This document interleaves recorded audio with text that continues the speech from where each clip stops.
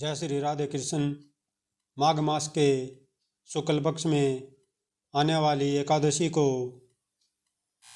जया एकादशी कहा जाता है, जो कि वर्ष 2023 में 1 फरवरी को यानी बुधवार को है।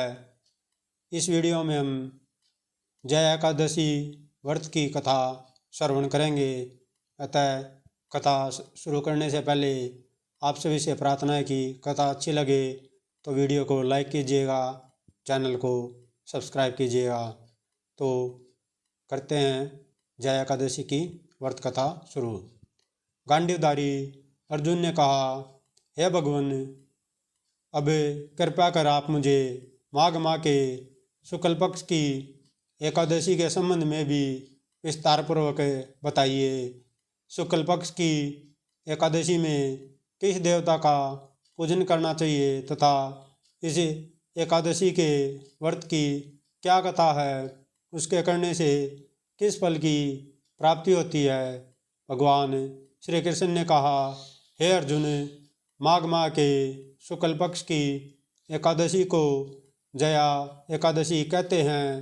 इस एकादशी के उपवास से मनुष्य भूत प्रेत पिशाच आदि की योनि से छूट जाता है। अतः इस एकादशी के उपवास की विधि अनुसार करना चाहिए। अब मैं तुमसे जया एकादशी के व्रत की कथा कहता हूँ, ध्यानपूर्वक श्रवण करो। एक बार देवताओं के राजा इंद्र नंदनवन में भ्रमण कर रहे थे। चारों तरफ किसी उत्सव का सा माहौल था। गंधर्व गा रहे थे और गंधर्व कन्याएं नृत्य कर रही थी। वही पुष्पवती नामक गंधर्व कन्या ने माल्यावान नामक गंधर्व को देखा और उस पर आसक्त होकर अपने हाव भाव से उसे रिझाने का प्रयास करने लगी। माल्यावान ने भी उस गंधर्व कन्या पर आसक्त होकर अपने गायन का सुर ताल भूल गया। इससे संगीत की लय टूट गई और संगीत का सारा आनंद बिगड़ गया। सभा में उपस्थित देवगणों को यह बहुत बुरा लगा। यह देखकर देवेंद्र भी रुष्ट हो गए। संगीत एक पवित्र साधना है। इस साधना को भ्रष्ट करना पाप है। अतः क्रोधवश इंद्र ने पुष्पवती तथा माल्यावान को शाप दे दिया।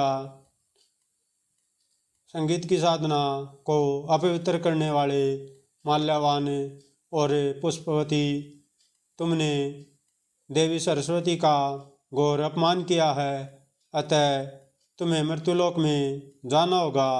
गुरुजनों की सभा में असंयम और लज्जाजनक प्रदर्शन करके तुमने गुरुजनों का भी अपमान किया है। इसलिए इंद्रलोक में तुम्हारा रहना अब वर्जित है। अब तुम अधम पिशाच असंयमी का सा जीवन बिताओगे।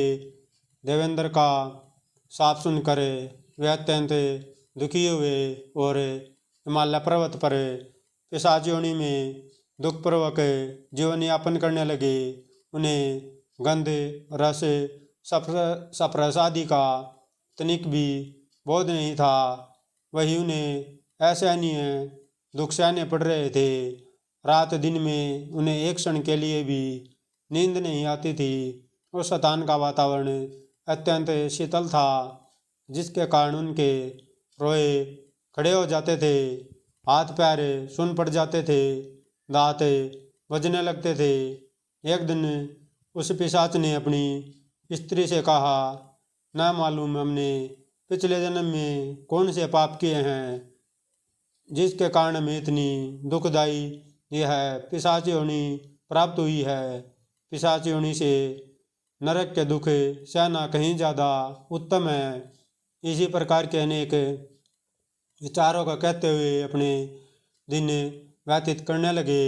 भगवान की कृपा से एक बार माघ के शुक्ल पक्ष की जया एकादशी के दिन इन दोनों ने कुछ भी भोजन नहीं किया और न ही कोई पाप कर्म किया।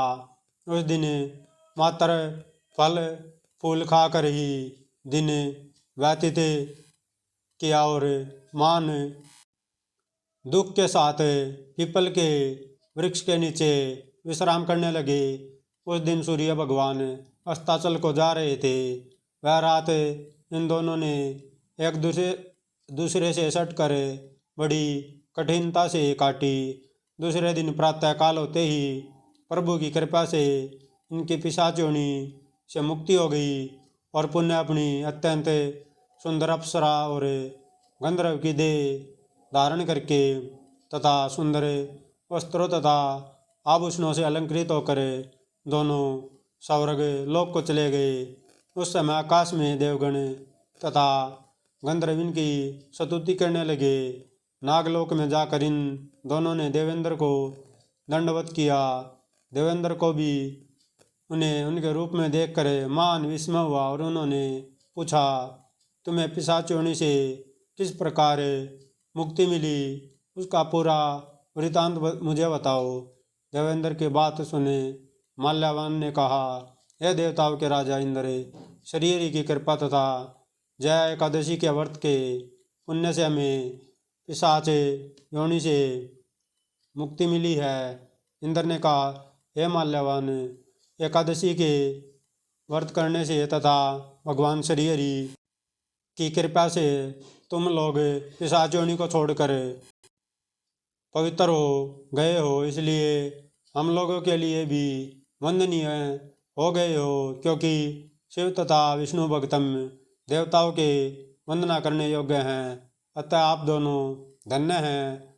अब आप प्रसन्नतापूर्वक देवलोक में निवास कर सकते हैं। हे अर्जुन, इस जय एकादशी के उपवास से कुयोनि से सहज ही मुक्ति मिल जाती है। जो मनुष्य इस एकादशी का व्रत कर लेता है उसने मानो सभी तप यज्ञ दान कर लिए हैं। जो मनुष्य श्रद्धापूर्वक जय एकादशी का व्रत करते हैं वे अवश्य ही सहस्त्र वर्षों तक स्वर्ग में वास करते हैं। कथा का सार, संगीत देवी सरस्वती का एक अलौकिक वरदान है। यह एक साधना है, एक विद्या है। इसमें पवित्रता आवश्यक है।